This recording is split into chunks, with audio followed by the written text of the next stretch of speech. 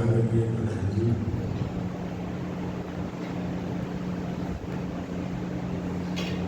एवं सम्मानीय मंत्री महोदय, समस्त अभिनंदनीय अधिकारी वृंद,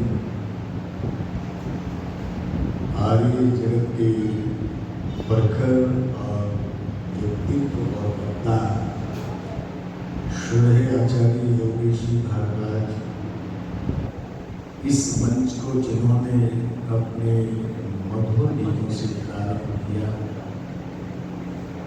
आर्य समाज मालर टाउन के धर्म शिक्षक पद को जिन्होंने सुशोभित किया है, श्री आचार्य सूर्यदेव जी,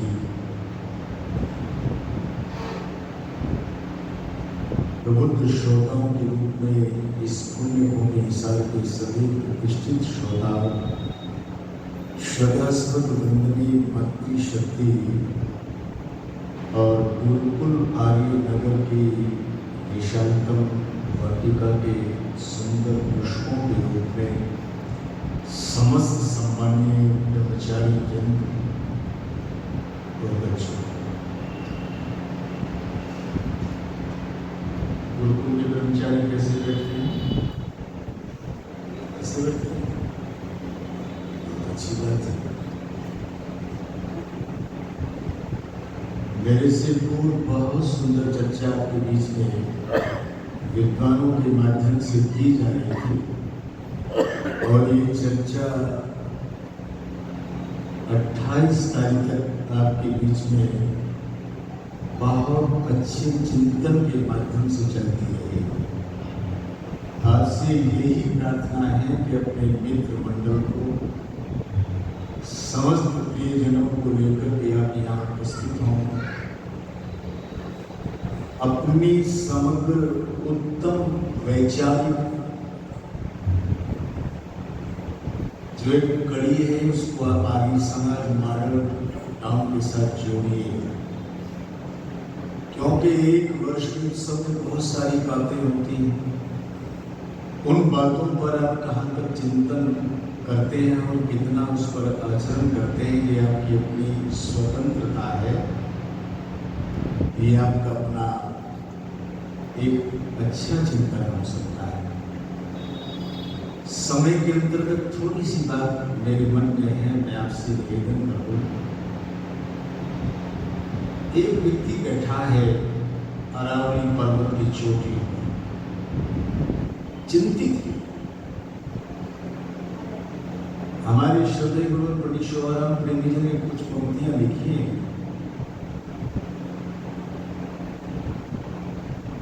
प्रायश्चित के स्थान पर करना पश्चाताप, प्रबुद्ध लोग हैं, ध्यान देंगे। प्रायश्चित के स्थान पर करना पश्चाताप, चिंतन करना छोड़कर चिंता करना पाप। चिंता से आ जाती है मन में मलिनता और मन की मलिनता से आत्मा में हीनता। उत्साह वर्चस्व में हो चिंता से क्षीणता, मंद हो विचार शक्ति जीवन में दीनता। चिंता व चिता में अंतर एक चिता मुझे को जलाती है, पर चिंता प्रेमी चिंते को ही जला के मारता। चिंता के पुणे पुणे भयंकर आघात से शरीर दुर्बल हो जाता है भारी अनुपात से। चिंता करने लग जाते हैं सब चिंतित के साथ से, और बुद्धि का हट जाता है संबंध। इसलिए न हम चिंता की हो जाए, न हम चिंता की हो जाए। विद्वान यही कहते हैं कि कोई भी उलझन अगर हमारे जीवन में आती है तो बहुत धैर्य से उसको हम सुलझाने का प्रयास करें चिंतन के साथ। ऐसी कोई उलझन नहीं है जो न सुलझ सके, कुछ समय लग सकता है, लेकिन अपेक्षित परिणाम जल्दी ही सामने आने लगते हैं। माता और सत्य बड़ी चिंतित था। किम कर्तव्य विमूढ़ता छा गई थी इसके मन और मस्तिष्क में, और विचार कर रहा था मेरे व्रत टूट रहे हैं, मेरे संकल्प खंड खंड हो रहे हैं। याद रखिएगा, 14 वर्ष का बालक जब मंदिर में जाकर के बैठता है पिता के साथ, क्योंकि पुराणों का जो मंथन अपने पुत्र मूल शंकर के सामने प्रस्तुत किया, किसने किया? चाहिए जब स्वामी दयानंद के पिताजी का शुभ नाम बताओ।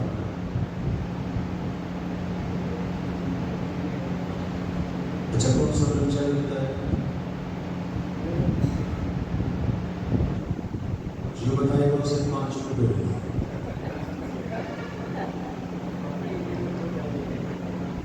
उनका नाम था करसनजी लालजी तिवारी।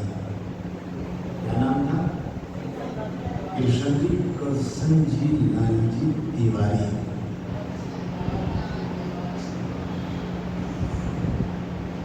और भी बहुत से नामों से पुकारा। और उनकी माँ का नाम था अमृतबेन। अम्मो भी कहते हैं। पंडित लेखराम ने यशोदा भी कहा। खैर वो सो मेरी दृष्टि नहीं इस समय। पुराणों के माध्यम से बहुत अच्छी अच्छी कहानियां सुनाई, व्रत किया। और देखिएगा, अलीगढ़ यूनिवर्सिटी के संस्थापक थे सर सैयद अहमद। उन्होंने एक बात कही लोगों के सामने। बात ये थी कि 14 वर्ष के बालक ने शिवलिंग पर चूहों को उत्पात मचाते हुए देखकर जो चिंतन किया, ये खुदा का इल्हाम नहीं था तो क्या था? बड़ी विलक्षण बात थी। भक्त थे, कई चीजों में असमानताएं थी, ये उन्होंने कहा। और एक जगह तो गजब हो गए, जब अलीगढ़ में पहली बार वो गए स्वामी दयानंद सरस्वती, तो उन्होंने इस्लाम मज़ाहिब को लेकर के समीक्षा की। उस समय वो यज्ञ थे, तो मुस्लिम युवक खड़े हुए और कहा, ये पंडित इस्लाम मज़ाहिब की बड़ी समीक्षा करता है, तीखी आलोचना करते हैं। हमारे आचार्य योगी जी भी बड़ी तीखी बात करते हैं। और हम भी उन्हें कभी कभी विधि प्रार्थना कर देते हैं कि थोड़ा सा बदलाव अगर हो जाए तो अच्छा है। लेकिन उनके वक्तव्य में वो तेजस्विता है, वो घबराते तो है ही नहीं। फिर भी देश का परिस्थिति को देख करके थोड़ा सा मोड़ दे तो अच्छा है।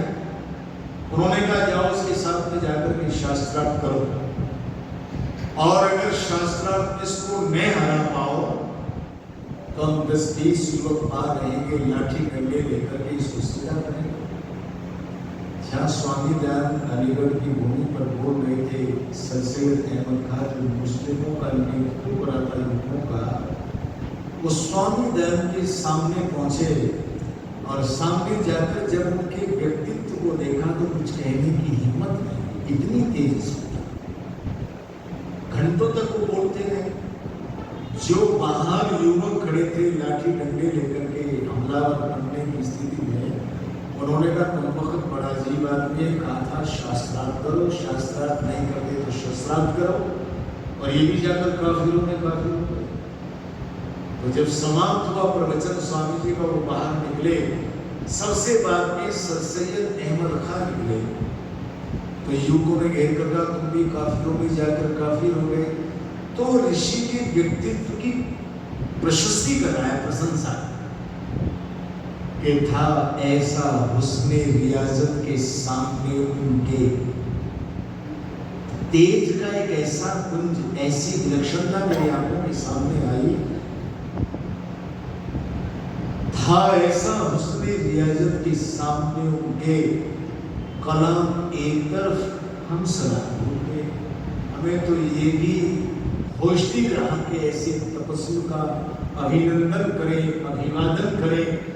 एक ऐसी स्थिति पर वो ये कह रहे हैं कि वो खुदा खुदा की प्रेरणा नहीं थी, तब वो खुदा का ज्ञान नहीं था, तो क्या था कि 14 वर्ष के बालक ने प्रतिज्ञा की कि जब तक मैं अपने हृदय से, मन की आंखों से शिव के महान स्वरूप को नहीं देख लूंगा, तब तक मेरा ये माथा कहीं झुकेगा नहीं। बहुत बड़ी बात है।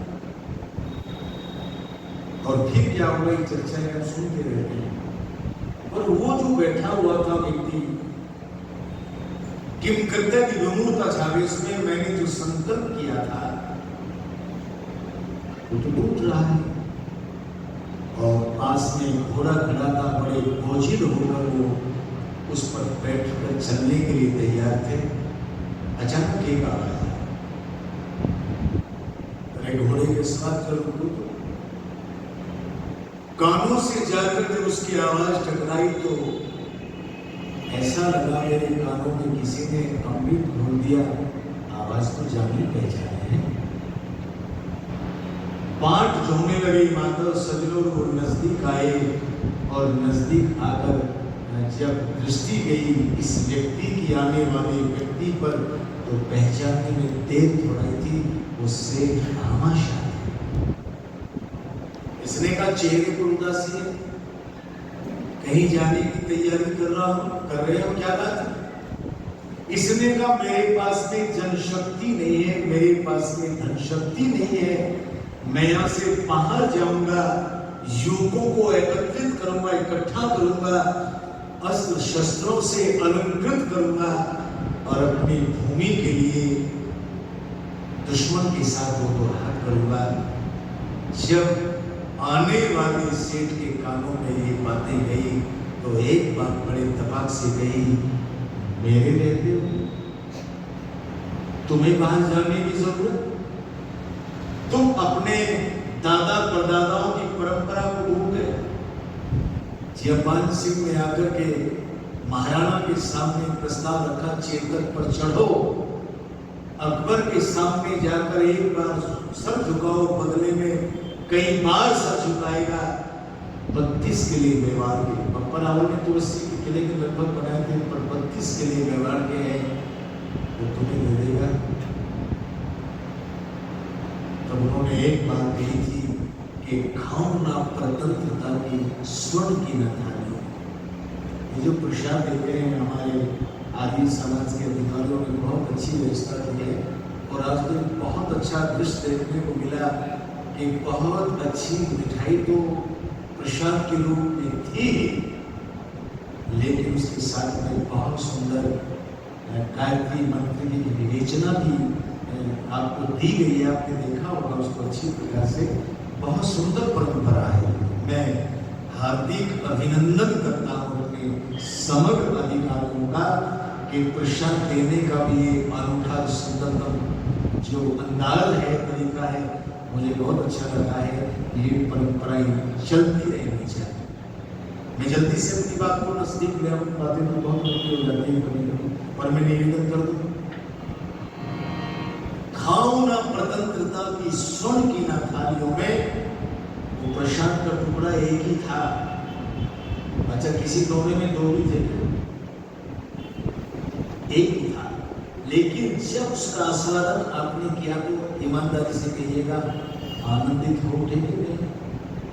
भरा हुआ गौना आपको संतुष्ट शायद नहीं कर सकता था, लेकिन श्रद्धा से गूंथा हुआ छोटा सा टुकड़ा आपको आनंदित कर देता है, क्योंकि इसमें परहित और परोपकार की भावनाएं होती हैं। अकेले ही जो खा खाकर सदा गुजरान करते हैं, ये भरने को तो दुनिया में पशु भी पेट भरते हैं। और अगली पंक्ति तो आपको याद होगी, पथिक जो बांट कर खाए उसे। ये एक अलग चीजें हैं, बहुत ऊंचा स्तर है। पर मैं आपसे निवेदन करता हूँ, निवेदन ये कर दो, वो कह रहे हैं कि खाओ ना प्रतंत्रता की स्वर्ण की ना थालियों में, भले हैं स्वतंत्रता के दोनों पात ढाक के, सहित होना सदृश तले का निवास वाला, महल नहीं चाहूं लगे दास का पता के, और विप्र घनश्याम रिद्धि सिद्धि भरे ताज राज, चाहता नहीं हूं दिल्ली पति पर बरा के, और चाहता नहीं हूं स्वर्ग की भी बादशाही, बदले में मातृभूमि की मुट्ठी भर खा के मुझे मेरी मातृभूमि प्रिय है। ये भूल गए ना, आपको याद नहीं? और सुनो, एक बात जैसे सेठ जी को कह देनी चाहिए, वो सेठ जी ने कह दी और ये कहने लगे, महाराज सुनो, मत घबराना महाराणा, खजाना मेरा भरा हुआ। बड़ी मुश्किल है ये बात है। एक 2-3 मंजिल कोठी पर खड़ा सज्जन, एक भिक्षु का कहने का 1 रुपया दे दो, ऊपर खड़े व्यक्ति ने कहा ही नहीं। इसने कहा 50 पैसे दे दो, कहे ही नहीं। उसने कहा 25 दे दो, समय तो 25 पे चलते थे, कहे ही नहीं। पर ये भिक्षु भी बड़ा स्पेशल था, उसने कहा है नहीं कि हाँ, तो फिर ऊपर क्या कर रहे हो, नीचे आ जाओ, दोनों मांगेंगे। 3 मंजिल 4 मंजिल कोठी पर खड़े होकर कह रहे हो है नहीं, तो ऊपर क्या करो, नीचे आ जाओ। पर सेठ जी क्या कहते हैं, मत घबराना महाराणा, खजाना मेरा भरा, मेरा भरा हुआ खजाना, मेरा भरा हुआ खजाना, मेरा भरा हुआ, मत घबराना खजाना मेरा भरा हुआ। तुम छतरी करो सेवा तन से, मैं हूँ वैश्य करो सेवा तन से। तुम छतरी करो सेवा तन से, मैं हूँ वैश्य करो सेवा तन से। देश बचाना दुश्मन से, देश बचाना दुश्मन से। हर व्यक्ति डरा हुआ,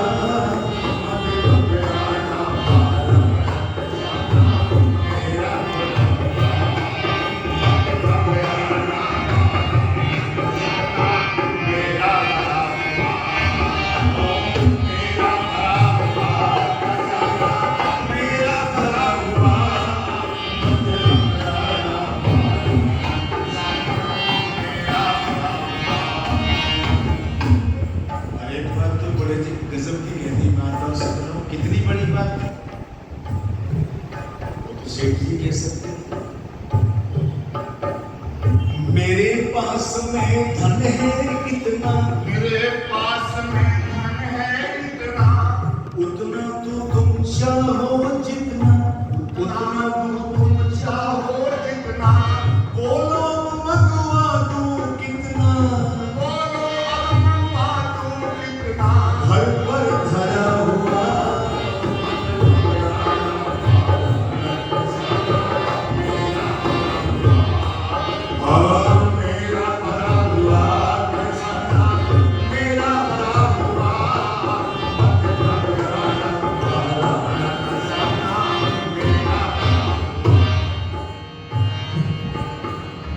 तेरा सारा भ्रम मिटा, अपना सब प्रोग्राम बता।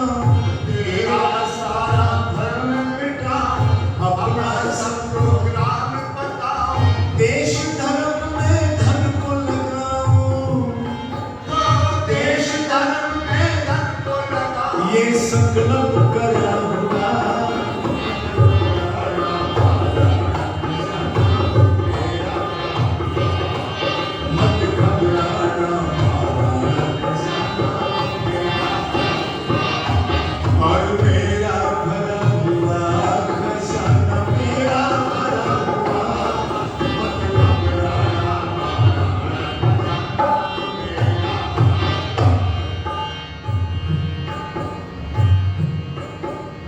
देश धर्म का ध्यान नहीं है, देश धर्म का ध्यान नहीं है। प्रेमी वो इंसान नहीं है, देश धर्म का ध्यान नहीं है। प्रेमी वो इंसान नहीं है, प्रेमी वो इंसान नहीं। सच समझो मरा हुआ, मत घबराना महाराणा, खजाना मेरा भरा हुआ। मत घबराना और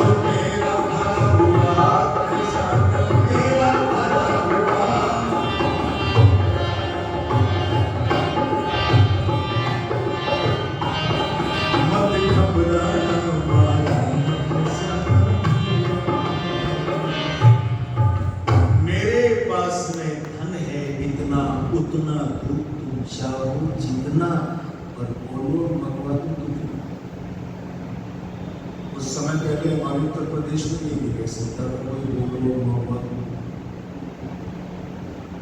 पर जब से योगी जी आए तब से लोग कहने लगे, ये तो उस समय कह दिया हल्दी घाटी जो 1576 की बात की बात है। मेरे पास में धन है इतना उतना दूं तुम चाहो जितना, बोलो मंगवा दूं। महाराणा कह लगे मैं लेता नहीं हूं देता। सेठ जी कहने लगे तुम्हें थोड़ा देना, ऐसा देने वाला चूकता है। देश के हित में, गौओं के हित में, तपस्वियों के हित में, वेद प्रचार के हित में अपेक्षित है, लेकिन नहीं कुछ हो रहा है तो इससे ज्यादा दयनीय स्थिति देश की समाज की कुछ हो नहीं सकती। सेठ जी की क्या,